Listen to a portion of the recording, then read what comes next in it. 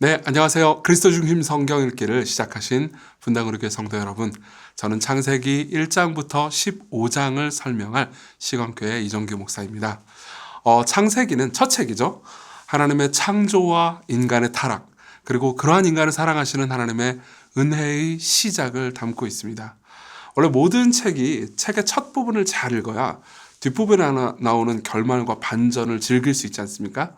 그런 것처럼 창세기를 잘 알아야 끝까지 우리가 계시록까지 읽을 때 계시록이 굉장히 감동스러울 수 있을 겁니다. 그리고 창세기부터 계시록에 나오는 모든 예수님의 사역을 잘 아실 수 있을 겁니다. 우선 이제 창세기 1장의 내용부터 한번 생각해 보죠. 창세기 1장은 하나님께서 태초에 천지를 창조하신 부분이 나옵니다. 우리 하나님은 이제 원래 조화가 없고 질서가 없는 이 모든 것을 조화롭고 질서 있게 세상을 만드셨죠. 그게 일곱째 날에 걸쳐서 하나님께서 천지를 창조하시고 쉬신 장면으로 나왔습니다. 원래 질서가 있는 장면이라는 것은 뭘 의미하냐면 하나님께서 모든 질서의 맨 위가 되시고 그리고 모든 사람들이 거기에 순복하는 되게 아름다운 그림을 말해주는 거죠. 근데 이제 하나님께서 그 모든 것들을 만드실 때 그 중에서 인간을 만드셨는데요. 인간을 가장 아름답게 지으셨습니다. 그래서 창세기 1장에는요. 그 모든 피조물들을 다스릴 인간을 하나님 자신의 형상대로 만드셨다고 했죠. 그래서 하나님이 보시기에도 너무 아름답고 보시기에 좋았더라. 이렇게 기록되어 있습니다. 근데 이제 그 중에서 인간은 어떤 존재였냐면은 하나님의 통치와 질서를 잡는 것을 그리고 그 모든 것들을 유지할 수 있는 대리 통치자 역할을 부여받습니다. 그게 2장에서 나오는 부분이에요. 그리고 하나님께서 최고의 질서를 잡으시고 그리고 인간 역시 그 질서에 순응한다. 그리고 순응해야 한다라는 것을 가르쳐주기 위해서 선악과를 두시고 이걸 먹지 말라고 하시죠. 그건 뭘 의미하냐면 오직 하나님만이 선이 무엇이고 악이 무엇인지 무엇이 옳고 무엇이 그른지 무엇이 가치롭고 무엇이 가치롭지 않은지 결정하시는 분이고 모든 인간과 모든 피조물은 그 결정을 따를 때만 행복하고 기쁠 수 있다는 의미였습니다. 그렇지만 3장으로 넘어갈 때 인간이 타락하는 장면이 나옵니다. 사탄이 인간에게 꼬드기는 내용은 이거였어요. 선악과를 따먹어라. 이 말의 핵심은 너도 하나님이 될 수 있다. 네가 모든 질서의 최고가 될 수 있다. 네가 무엇이 옳은지 그른지 결정할 수 있다고 말하는 것과 똑같았죠.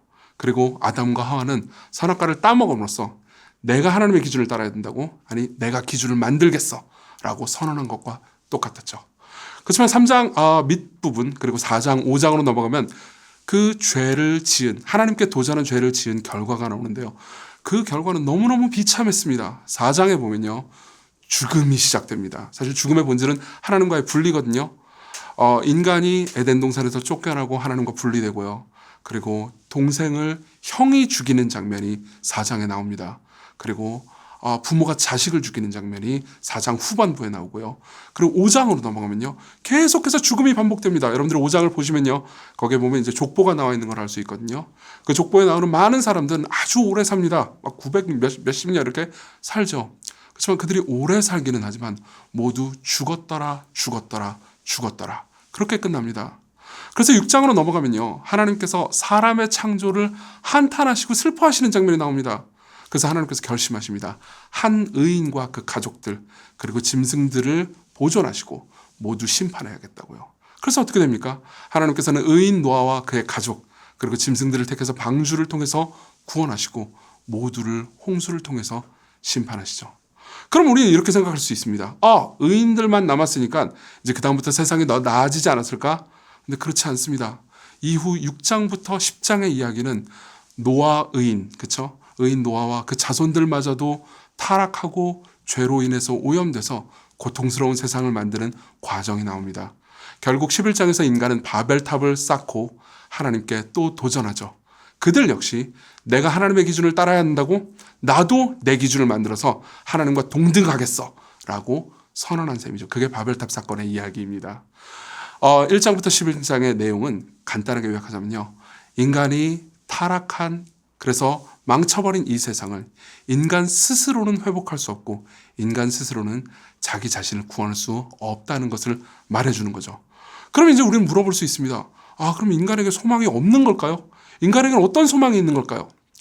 사실 하나님께서는 소망을 둘 수 있는 말씀을 이미 하신 적이 있습니다. 3장에 보면은 아담이 타락했을 때 하나님께서는 아담을 유혹한 뱀을 향해서 이렇게 말씀하신 적이 있어요. 여자의 후손이 나타날 것이다. 여자의 후손이 네 머리를 밟을 것이다 라고 말씀하신 적이 있습니다. 이것은 복음이라고 치기에는 아주 희미하긴 하지만 장차 이 인간의 후손으로 나올, 여자의 후손으로 나올 누군가가 이 모든 무질서와 혼돈 그리고 죽음으로부터 인간을 구원해 줄 것이라는 희미하지만 분명한 약속이었죠. 그리고 하나님께서는 일하시기 시작합니다. 11장에 인간의 타락의 극을 보여주신 다음에 하나님께서는 한 사람 아브라함을 부르시죠. 아브라함에게 하나님께서는 사망을 약속하시는 것이 아니고 복을 약속하십니다.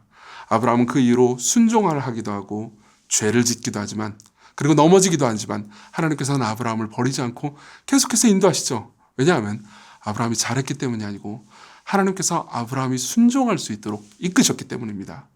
그리고 15장에는요. 대단히 아름다운 장면이 하나 등장합니다. 하나님께서는 아브라함한테 명령을 하세요. 짐승을 잡아라. 짐승을 잡아서 반으로 찢어서 쪼개서 그리고 놓으라고 놓고 말씀하시고요. 그 사이를 하나님이 홀로 지나가십니다. 아브라함은 지나가지 않고 쳐다만 보고 있죠. 이것은 뭘 말하냐면 고대 근동의 계약식입니다. 원래 계약식에서는 계약의 양 대상자들이 계약을 맺고 짐승을 잡아서 쪼갠 다음에 그 쪼갠 사이를 둘이 같이 지나가거든요.